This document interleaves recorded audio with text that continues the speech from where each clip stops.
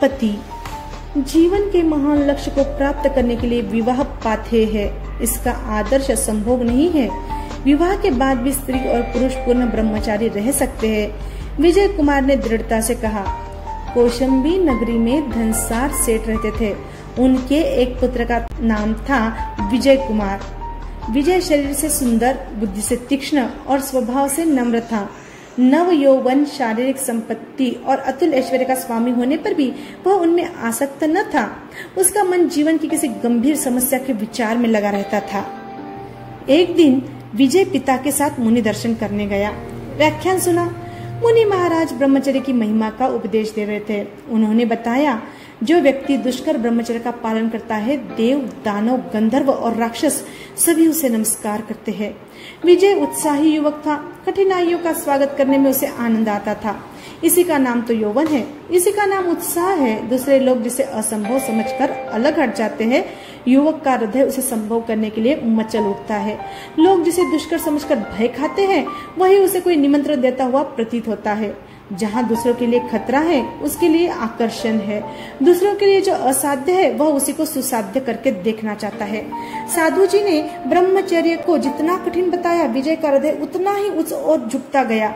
उसमें उसे स्वाद सा आने लगा। व्याख्यान के अंत में वह मुनि महाराज के पास गया और अपनी इच्छा प्रकट की। उसने कहा, महाराज, मैं चाहता हूँ पूर्ण ब्रह्मचर्य का पालन करूँ, किंतु महाव्रत के शिखर पर पहुँचने के लिए क्रमशः ही पढ़ना उचित है। इसलिए मैं आपके सामने प्रत्येक मास के कृष्ण पक्ष में ब्रह्मचारी रहने की प्रतिज्ञा करता हूँ। आप मुझे यह प्रतिज्ञा करा दीजिए। मुनि महाराज ने विजय कुमार को ब्रह्मचर्य का स्वरूप अच्छी तरह समझाया। उन्होंने कहा, स्त्री के साथ शारीरिक संबंध न करना ही ब्रह्मचर्य नहीं है। ब्रह्मचर्य का अर्थ है आत्मा में रमन करना, मन को विषय वासना से हटाकर आत्मचिंतन में लगाना। जो व्यक्ति अपने मन को वश में रख सकता है, उसके लिए कार्य सरल है। जो नहीं रख सकता, उसके लिए कठिन है। तुम अभी युवक हो, संसार के सभी प्रलोभन तुम्हारे सामने हैं। पद पद पर पतन की संभावना है, फिर भी मुझे आशा है तुम इस कठोर भटकी में अग्रसर होते जाओगे। विचार और विवेक पूर्वक चलने से कठिन कार्य भी सरल हो जाते हैं। मन में दृढ़ता और उत्साह रखो, अवश्य सफलता मिलेगी। उसी नगरी में लीलाधर नाम के दूसरे सेठ रहते थे। उनके एक कन्या थी, सुरूपा, सुंदरी और गुणवती। नाम था विजया। वह भी एक दिन साध्वियों के व्याख्यान में गई और शुक्ल पक्ष में ब्रह्मचर्य पालन की प्रतिज्ञा कर ली। विजय और विजया दोनों ने अपने व्रत को अपने ही मन में रखा। यह कौन जानता था कि वे एक दूसरे के अधूरे व्रत को पूर्ण कर देंगे। विजया के पिता को पुत्री के विवाह की चिंता हुई। वर की खोज प्रारंभ हुई। सभी की दृष्टि विजय कुमार पर आकर जम गई। दोनों का विवाह हो गया। लोग जिसे सुहाग अर्थात सौभाग्य की रात कहते हैं, वास्तव में देखा जाए तो वह पतन की रात होती है। एक युवक और एक युवती अपनी उद्दाम वासनाओं को लेकर एक दूसरे के सामने आते हैं और बहाव में बह जाते हैं। संयम का बांध टूट जाता है। दोनों इस बात को भूल जाते हैं कि उनका जीवन किसी महान उद्देश्य की पूर्ति के लिए है। शारीरिक संपर्क और इंद्रिय तृप्ति ही उनका ध्येय रह जाता है।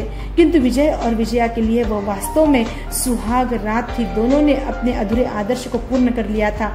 दोनों के व्रत एक दूसरे के पूरक बन गए थे। विजया ने कहा, नाथ, आप दूसरा विवाह कर लीजिए। मेरी चिंता मत कीजिए। मैं जिस पथ पर चलना चाहती थी, किंतु आत्मबल की कमी के कारण साहस नहीं होता था, आपने हाथ पकड़कर उस पर खड़ी कर दिया। इससे बढ़कर मेरे लिए सौभाग्य की बात क्या हो सकती है। आपने मेरा पानी ग्रहण किया, मेरे कल्याण का उत्तरदायित्व अपने ऊपर लिया और पहले ही दिन परम कल्याण के पथ पर अग्रसर कर दिया। आप सरीखा आत्मोन्नति के पथ पर ले जाने वाला पति किसे मिल सकता है। आपको प्राप्त करके मैं अपने को धन्य मानती हूँ, किंतु मैं यह नहीं चाहती हूँ कि मेरे कारण आपको कठोर व्रत अंगीकार करना पड़े। आप पर वंश चलाने का उत्तरदायित्व है। यदि आप दूसरा विवाह न करेंगे तो माता पिता की इच्छा अपूर्ण रह जाएगी। उनकी इच्छा को पूर्ण करना आपका कर्तव्य है। मैं आप दोनों की सेवा करूंगी, इसमें मुझे आनंद ही प्राप्त होगा। नहीं, ऐसा नहीं हो सकता, विजय कुमार ने दृढ़ता के साथ कहा। जिस पथ पर तुम चलना चाहती हो, क्या मेरे लिए वह स्पृहणीय नहीं है। विवाह का उद्देश्य संभोग नहीं है, ये तो पशु धर्म है, पाशविक वृत्तियों की तृप्ति है। बिना विवाह के भी पशु इसका संपादन करते हैं। इसमें विवाह की क्या महत्ता है। विवाह का उद्देश्य है स्त्री और पुरुष मिलकर एक दूसरे की कमी को पूर्ण करें। जीवन के महान संघर्ष में दोनों परस्पर सहायक हो। स्त्री को देखकर पुरुष में उत्साह जागृत हो और वह जलती हुई आग में भी कूदने के लिए उतावला हो उठे। पुरुष को देखकर स्त्री में आत्मविश्वास की भावना उत्पन्न हो। स्त्री पुरुष के लिए प्रेरक हो और पुरुष स्त्री के लिए। संभोग तो दुर्बलता है। उस महान लक्ष्य के मार्ग में एक विश्रांति है। जो पथिक उसी विश्रांति को चरम लक्ष्य मानकर बैठ जाता है, आगे नहीं बढ़ता, उसे पथभ्रष्ट कहना चाहिए। बिना विश्रांति किए सतत चलता रहने वाला पथिक पथभ्रष्ट नहीं कहा जा सकता। नया विवाह कर लेने पर वह चरम लक्ष्य मुझसे दूरतर हो जाएगा। मैं यह नहीं चाहता। हम दोनों पूर्ण ब्रह्मचर्य का पालन करते हुए उस लक्ष्य की ओर मिलकर बढ़ेंगे।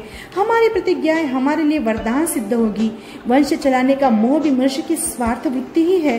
संतान उत्पन्न करने मात्र से दुनिया का कोई भला नहीं होता।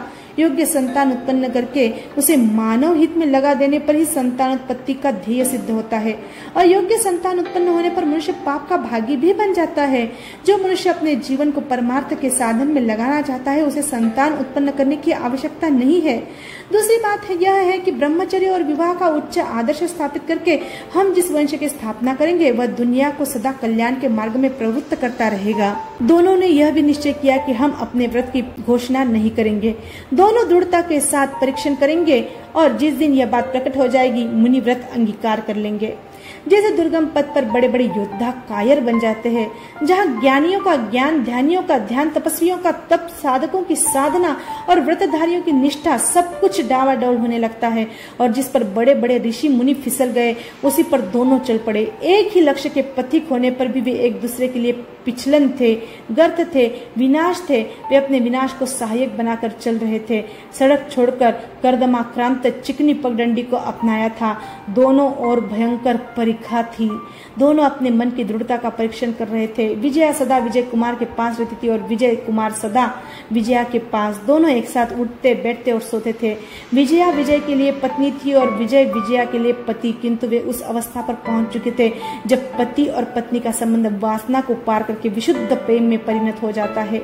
जहाँ त्याग में आनंद आता है, भोग लिप्सा में नहीं। जहाँ बलिदान है, प्रतिदान नहीं।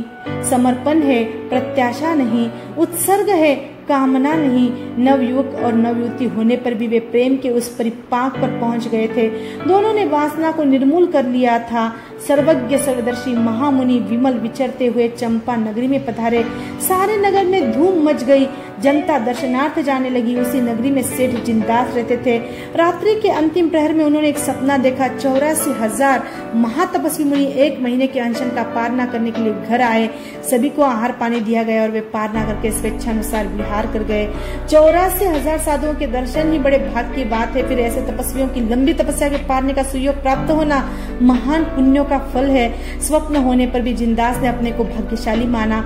उसने भगवान से स्वप्न का फल पूछा। भगवान ने बताया, तुम विजय और विजया के दर्शन करो। उसका उतना ही फल होगा जितना 84,000 महातपस्वियों के पारने का होता है। उनका पारना कराने में है। विजय और विजया ने 12 वर्ष तक साथ रहकर अपने व्रत का कठोर परीक्षण किया। उसके बाद मुनि व्रत अंगीकार करके मोक्ष प्राप्त किया। जय आनंद।